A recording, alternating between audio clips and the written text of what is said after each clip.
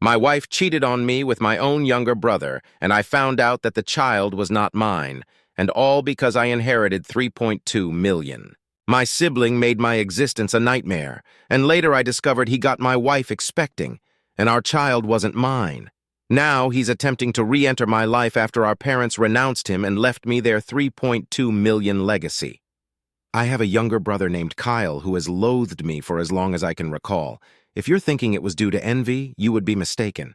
I was not the preferred child VJ he was. Let me provide you some background. My mom always indulged my younger sibling. He was the golden boy in our family. Mom would prepare his meals, do his laundry, and even ask me to assist him with his schoolwork. I was expected to help just because he was family, but this favor was never returned to me. I came to accept it as I was quite self-sufficient, perhaps partly my fault for accommodating his demands without expecting anything in return. He never assisted me when I needed it, and only reached out when he required something from me. I was a quiet, introverted child who enjoyed studying and keeping to myself, while he was exactly like our dad VDJJ, boisterous and loud. I also tend to be direct and honest, not sugarcoating things. I believe my mother might have developed a negative view of me due to my honesty. Consequently, Kyle was everyone VJTM's favorite in our family. I didn't VDJT mind this while we were growing up. The trouble began when he found ways to torment me or ridicule me for being different from him.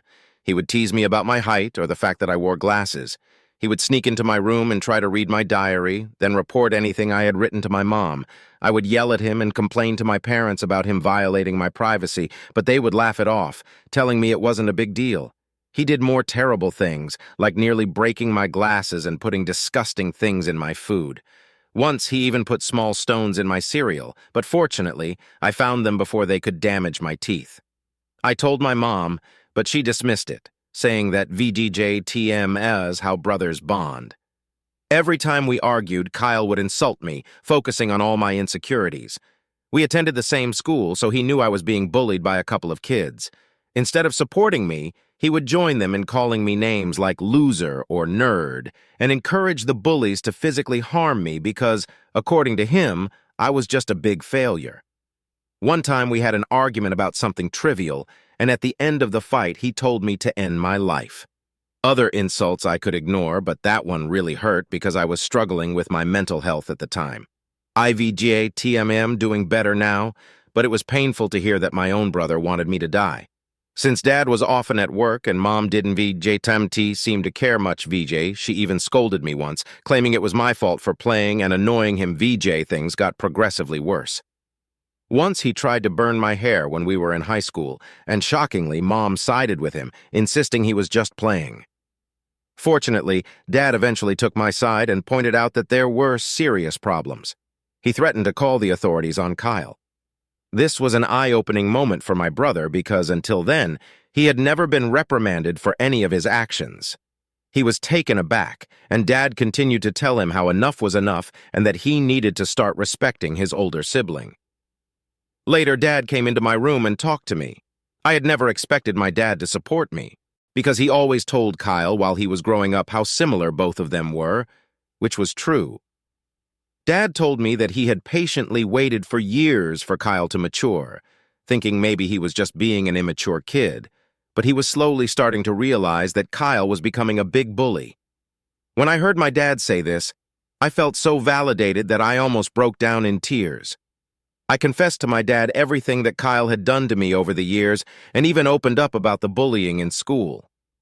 My dad was shocked that I was going through so much. The next day, he went and talked to the principal so my bullies could be warned about severe consequences if they continued. Later in the evening, my dad enrolled me in MMA at our local gym. He told me that I needed to toughen up and stand up to bullies in my life. I will admit that a nerdy kid like me trying to learn to fight must have been laughable to watch. However, like everything in my life, I am very focused when I want to learn something.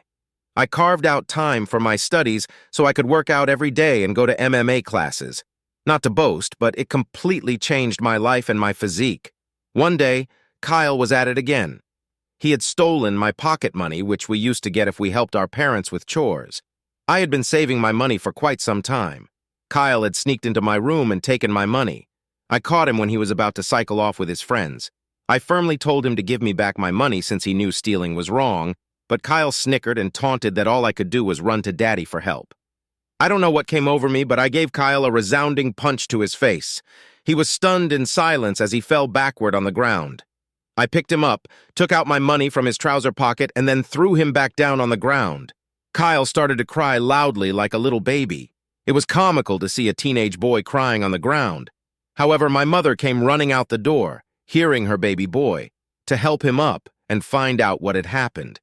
When she learned that I had fought with him, she was surprised and then started to reprimand me. She told me that as an older brother, I should teach better things to Kyle, while Kyle seemed to be enjoying seeing me being chastised. My mother also complained to my dad about how I had thrashed Kyle and how I needed to be controlled. My dad grimly asked both of us to explain ourselves. I told him how Kyle had stolen the money that I had worked hard for and saved up, while Kyle attempted to justify how he needed the money for a date and that as my brother, I should help him. However, Dad told Kyle that he was lucky that I just punched him for stealing my money because anyone else would have called the police on him. My dad continued to tell Kyle how he had no right to take others' things without their consent. Kyle didn't like that and started to throw a tantrum, probably wanting our mother to side with him, but Dad remained firm. When Kyle realized that I was not going to be punished for punching him, he screamed how much he hated me and then ran back into his room and locked himself in. Since that incident, Kyle maintained his distance from me. He had finally realized that he could not bully me anymore, and even Dad was not supporting his antics.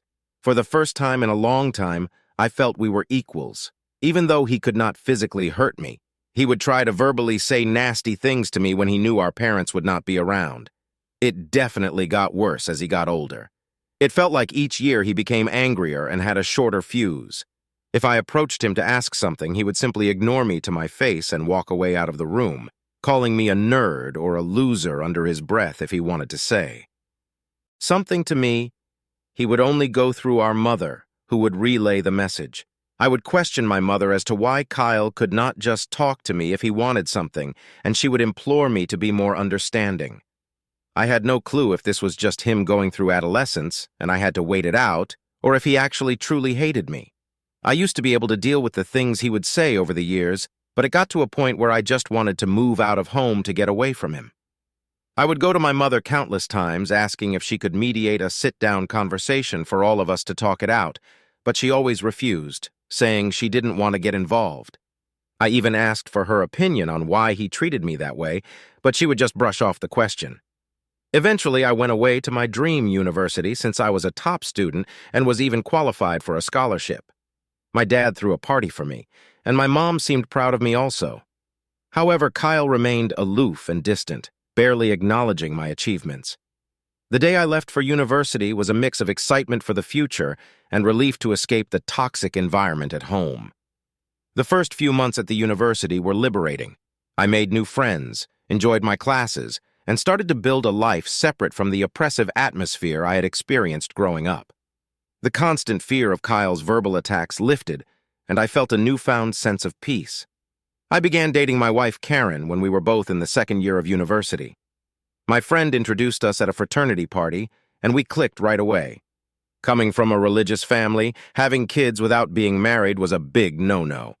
However, we found out she was pregnant when we were in the final year of university, which prompted us to get married as soon as we graduated. Our wedding was a small but peaceful ceremony. Our parents were happy for us, and we had a good time at our wedding. At that moment, I believed she was the love of my life. I always held the mindset that I wanted monogamy in life, one woman to come home to and be with for the long haul.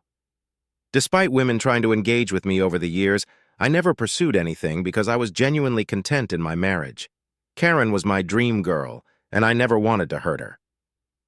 However, over the years, there were 2 occasions when I discovered she was being unfaithful in our marriage.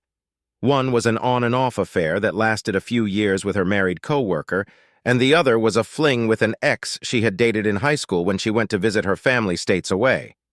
I'm sure there will be people who might call me foolish, and looking back, I can't really deny it myself.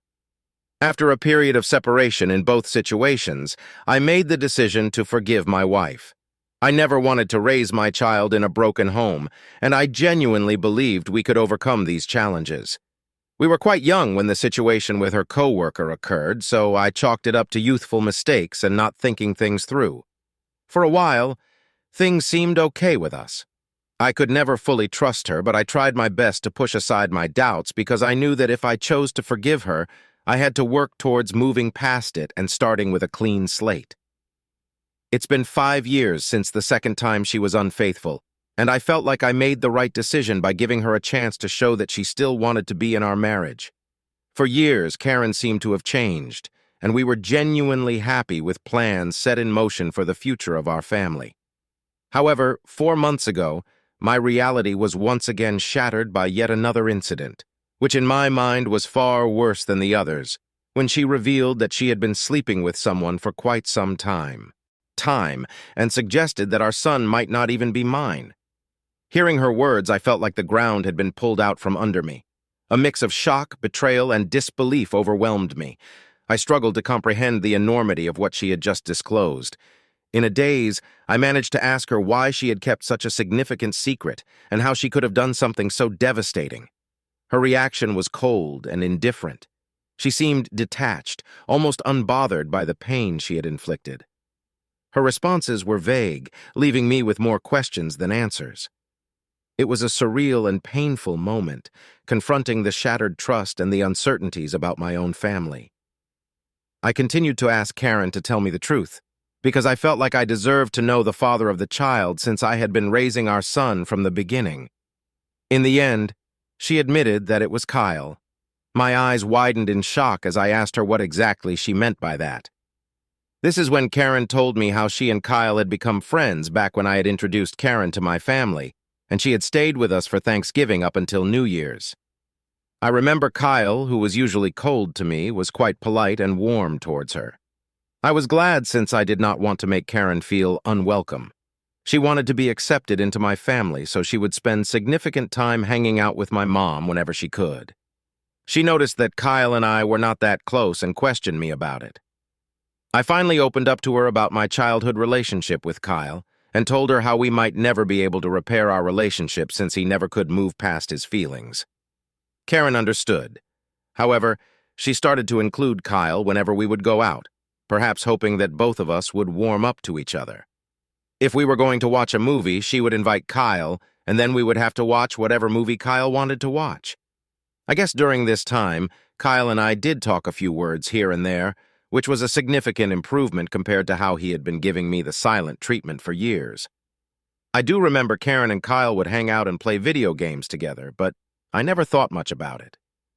Karen told me how one day Kyle opened up to her about his struggles and his recent breakup with his then ex-girlfriend. He seemed so vulnerable with her, and they struck up a friendship. She said how he would sometimes harmlessly flirt with her when I was not around, and apparently, one thing led to another, and she could not control herself anymore.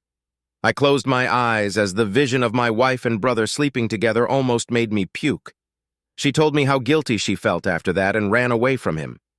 After that, she decided to go back home, which was true because my girlfriend had abruptly told me how she wanted to go back home when I thought she would be spending New Year's with me. I tried to convince her to stay, but she was adamant that she had to go after the holidays.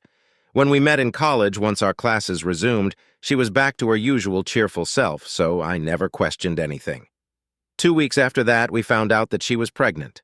Now Karen told me that she had no idea whether it was really my child or Kyle's, and she had no way to find proof, because I was already stepping up. She knew out of the two I was the more dependable brother, so she decided to stay with me. And this is why we got married. I felt like my whole world was crashing down around me. The son I had loved and spent countless hours with may not even be mine. I questioned her if she had been sleeping with Kyle in the present times, and she nodded slowly. Karen told me how she and Kyle had always stayed in touch because their chemistry was undeniable. They would sneak off to hotels when she would lie to me that she was working overtime. She told me how half of her business trips were just romantic getaways with him. I asked Karen why she would even be married to me if she really wanted my brother, but Karen told me how she did not want to be the one to break off a marriage, and seeing how I was such a wonderful father to our son, she had stayed with me all this while. In her words, she had made a mistake, and she didn't know when to stop. I simply told Karen that I was glad that she told me the truth and that I was going to pack up and move out. Karen started to cry and ask for my forgiveness, telling me how I was supposed to scream and yell at her, but here I was calmly thinking of my next move. I remained quiet while I walked to my cupboard and started packing some of my clothes into my suitcase. Karen kept saying how if I really loved her, then I should try to at least fight for her, and that mistakes happen in every marriage. When she realized that I was not going to do anything, she changed her tactic and told me how my son would be affected if we got a divorce, and how children should not be brought up in a broken home. I reminded her how I may not even be the father, which then reduced her to tears, and she started to yell at me about being cruel, and how I could easily walk away when I had been there for the child since his birth.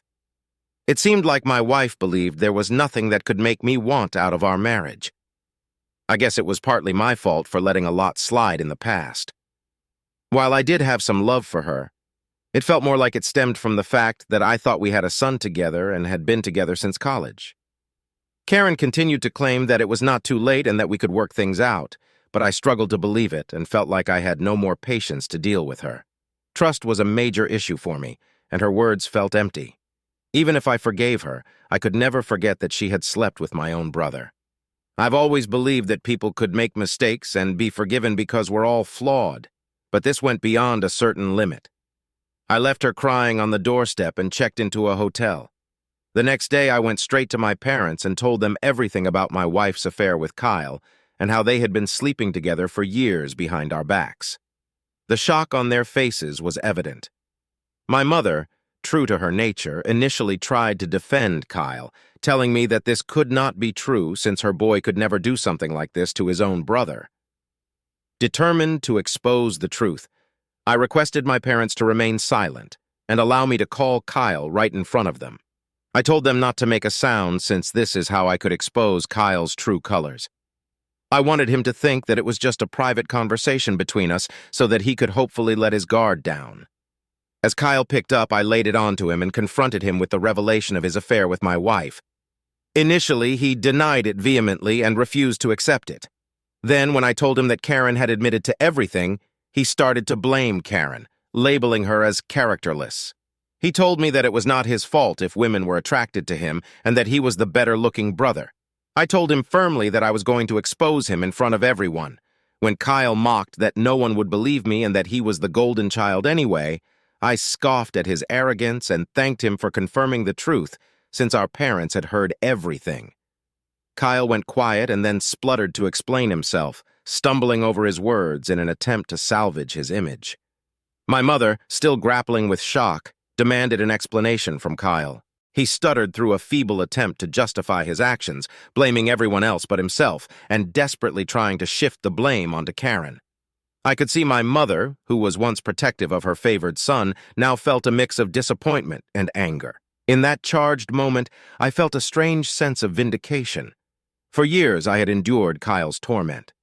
Now the truth had come to light, and the roles were reversed. It was Kyle who stood exposed, his actions laid bare for everyone to see. As Kyle's words faltered, my father, usually reserved in his expressions, couldn't contain his disappointment. He asked me to pass him the phone and went off on him. "Kyle," he began, his tone heavy with disapproval, "what you've done is not just a betrayal of your brother, but a betrayal of this family. You slept with your brother's wife and continued even after they got married. Your actions have consequences, and they have irreversibly damaged the trust we had in you. I raised both of you to value family loyalty and decency. What you've shown today goes against everything I've tried to instill in you." He paused, letting the weight of his words settle on Kyle's conscience. "The disregard for your brother's feelings, the lack of respect for the sanctity of his marriage, VGJ, it's unacceptable. You've not only hurt him, but tarnished the bonds that hold us together as a family. I feel like your mom and I are to be blamed for what you have become, and we will no longer let you get away with this behavior. Starting today, I am cutting you off from the college funds that I set up for you. You can figure out on your own about your university fees. I will also not be funding your lifestyle anymore. You think it makes you more of a man to sleep with married women? Well, now let's see what happens to you when you don't have my money to depend on." I, on the other hand, maintained a composed demeanor throughout all this. Although I initially wanted to scream at Kyle, watching my dad punish him was the ultimate vindication. I had exposed his true nature, and it was clear that he had underestimated the consequences. Kyle, persistent in his protests, continued to justify himself, but my father swiftly ended the call, shutting down Kyle's attempts to explain away his actions. My mom came up to me and hugged me.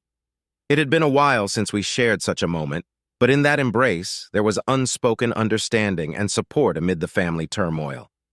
She apologized to me for not believing me all this time. I felt like my 14-year-old self would never have imagined this moment VGJ being vindicated and embraced by my mother. After that, my dad helped me find a good lawyer so I could divorce Karen.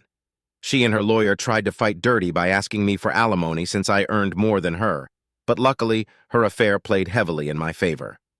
We also had a paternity test for my son, and it was determined that Kyle was indeed the father of the child. I can't begin to describe how painful it was for me to digest this news. It was worse than when Karen told me that she had been cheating on me. I felt so enraged that my son didn't belong to me. However, I guess God works in mysterious ways because I decided to stay strong throughout all this. Karen begged me that I should keep visiting my son since he should not be punished for all this, but I just could not bear to see him. He reminded me of Kyle, and I hated it. After my divorce was finalized and I was finally free, I moved into my own bachelor pad. It felt surreal living on my own since I had got married so young and never really lived on my own. However, since I had always been independent, I was quick to adapt to my bachelor lifestyle, and I honestly loved it. 2 weeks ago, my dad called me to let me know that he had been thinking of changing his will since he didn't want to give Kyle anything. If there's one thing to know about my dad, it is that he is extremely resolute. Since he had made up his mind that he wanted nothing to do with Kyle, he kept his word. Kyle tried to reach out to our parents and even showed up at their doorstep begging them for forgiveness, but he was not even allowed inside. My mother, who usually caves into Kyle's tantrums, also seemed to be done with him, although it must have hurt her the most throughout all this. Kyle didn't even once send me a text to apologize for what he had done, so clearly he didn't even regret it. He was just sad about being cut off from our parents. Dad told me that he would be leaving everything to me just to ensure that Kyle doesn't protest later. He would be leaving him with only $1. My eyes widened in shock as my dad had worked really hard his whole life, including his assets, retirement fund, and life insurance. It would come up to almost $3 million. The only clause in his will was that if my dad passed away before my mom, she would continue to live in their house, even though the ownership would go to my name. Of course, I didn't mind this since I would want to take care of my mom until her last days. I don't know how, but Kyle found out about all this, and since he can't reach my parents, he called me yesterday trying to mend things between us. He told me how he had been having trouble keeping up with college, and that after Karen had found out about the paternity of the child, she had been pestering him about child support. He told me that he had no money and was looking for part-time jobs, yet could not find anything. He begged me to talk to our family so we could start fresh since he really needed my help. I started to laugh in his face and told him that I was done with him and that he should have thought about all this before sleeping with my wife and getting her pregnant. Kyle started to argue that I was being unfair and that she was to blame also, to which I agreed and reminded him how I did divorce her and now she was his responsibility, so he should not be calling me complaining about her or her child since this was the consequence of his own actions. Kyle started to raise his voice, but I cut him off and reminded him that he was no longer the favored child in the family, but the black sheep who slept with his own brother's wife. Kyle started to cry at this point and told me how everyone had turned against him, including our grandparents and relatives, which was true, but this was no longer my concern. I told him that we were done and to never call me again since I was no longer his brother. Since then, I have been replaying the conversation over and over in my head. Although I hate my brother, I had never heard him cry, at least not since we grew up. I won't lie, but it did hurt me a bit that he was this helpless. So I guess I'm here to ask if I should talk to our parents about him, or would I be in the wrong if I don't? Update. Hi everyone. A lot of you have been asking me as to why I am no longer in contact with my son Henry, and some of you have also called me cruel. Well, I am sorry to say this, but I don't feel comfortable raising another man's child. This is not a stepson scenario. In this case, I was led to believe that he was my son, and then I discovered that he was, in fact, my brother's son. Of course, I am hurt, and I have cried over it for days, but the reason I don't want any contact with Henry is because I no longer want Karen in my life. If I talk to her child, she will find a way to snake her way into my life again, and I need my own space. You can call me cruel or selfish, but I can't see him ever again, or at least not for a very long time. Update 2.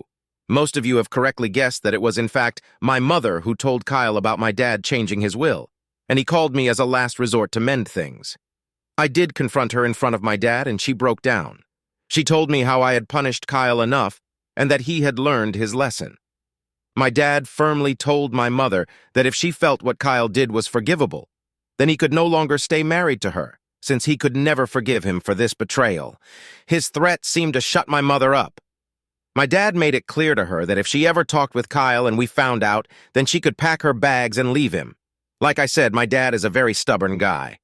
Hopefully, my mother will learn from her mistakes. Update 3. Hi, Reddit. It's been 5 months since my last update. My relationship with my parents has improved in the last couple of months. My dad and I go golfing every weekend, and he behaves with me more like a buddy than my own father. My mother, even though she misses Kyle, has stayed away from him.